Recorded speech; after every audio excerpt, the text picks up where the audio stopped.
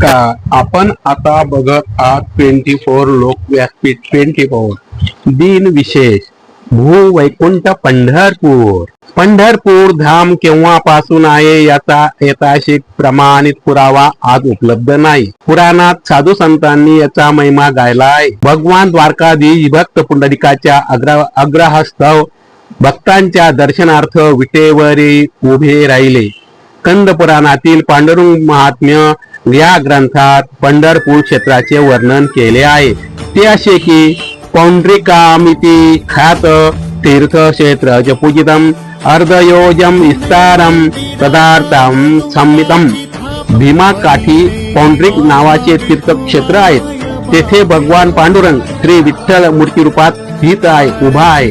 हे क्षेत्र अर्धयोजन लांब, रुंदी 1 कोस, भीमा नदी काठी वसलेले प्राचीन तीर्थ, संतांचे माहेरघर, दक्षिण द्वारका पीठ समजले जाणारे परम श्रद्धा स्थान पंढरपूर श्री विठ्ठल दैवत असलेले श्रेष्ठतम भूवैकुंठ संतांनी मानले आहे. याला भूवैकुंठ सर्व संतांनी मानले आहे. गावाच्या तटी भीमा नदी चंद्रभागाच्या आकाराने वळलेली आहे, म्हणून वारकरी भक्त आणि संतांनी या नदीला चंद्रभागा असे म्हटले आहे. संत नामदेव रचित श्री विठ्ठल आरतीत भीमा आणि चंद्रभागा दोन्ही नावाचा उल्लेख आढळतो. कुंडलिका भेटी परब्रह्म आलेगा, चरणी वाये भीमा उद्धरी जगा, आषाढी कार्तिकी भक्तजन येती, चंद्रभागे माझी स्नानी जे करती, असे आरतीत म्हटलेले आहे. 4थ्या शतकात पंढरपूर हे पांडुरंगपल्ली नावाने ओळखले जात असायचे. हेमाद्री उत्तम तीर्थ म्हटलेले आहे. 12व्या शतकात संत नामदेव ज्ञानदेवांमुळे पंढरपूरची कीर्ती झपाट्याने वाढली.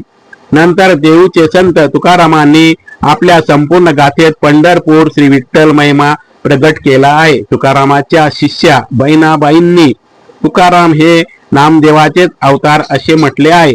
संत तुकाराम विठ्ठल आणि पांडुरंगाचा महिमा प्रगट करताना म्हणतात, उदंड पाहिले उदंड ऐकले उदंड वर्णिले क्षेत्र महिमे, ऐशी चंद्रभागा ऐसा तीर भीमा तीर, ऐसे विटेवर देव कोठे, तुका म्हणे आम्हा अनाथाच्या कारणे पंढरी निर्माण केली देवे.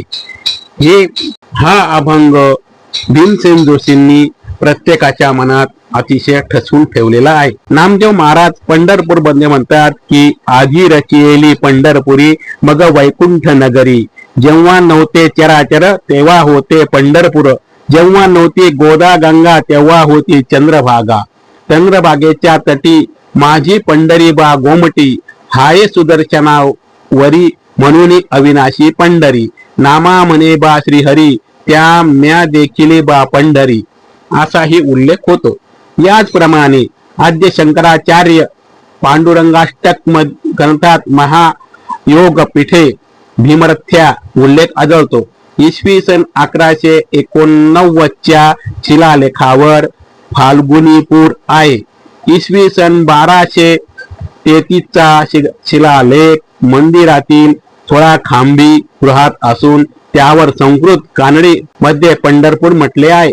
चातुर्वर्ण चिंतामणी ग्रंथात पौंड्रिकपूर असे म्हटले आहे. शिलालेखावरून मंदिराचा महिमा कर्नाटकातही होता. चौडरस, पुरंदरदास, कनकदास, विजयदास कर्नाटकातील भक्त मंडळी आहे. श्री विठ्ठल भक्त इसवी सन 1740 नंतर विठ्ठल मंदिराचा ताबा पेशव्या सरकारकडे आल्यावर 16 खांबी पुरातील ओवया चंद्रभागा नदी घाट बांधले. आदि शंकराचार्यांनी इसवी सन 788 ते 820च्या दरम्यान पंढरपुरास भेट दिली. त्यानंतर चैतन्य महाप्रभू, रामानुचार्य, निंबाकोणाचार्य, वल्लभाचार्य यांनीही भेटी दिल्या. 1970ला राष्ट्रपती ज्ञानी गैलसिंग यांनी संत नामदेव जन्म शताब्दी निमित्त पंढरपूरला आलेत. आधी संत नामदेव मंदिर निशास्थान भेट दिली. नामदेवाचे एकूण नावे वंशज नामदास महाराजांच्या पायी पडले. शीख धर्मात नामदेवाचे 61 पद गुरु ग्रंथात आहे. अखंड अखंड पाठांमध्ये नित्य म्हटले जातात. महाद्वारी नामदेव पायरीला दंडवत घातला, विठ्ठल रुक्मिणीची पूजा केली. असं पंढरपूरला गेल्यावरती होत असतं.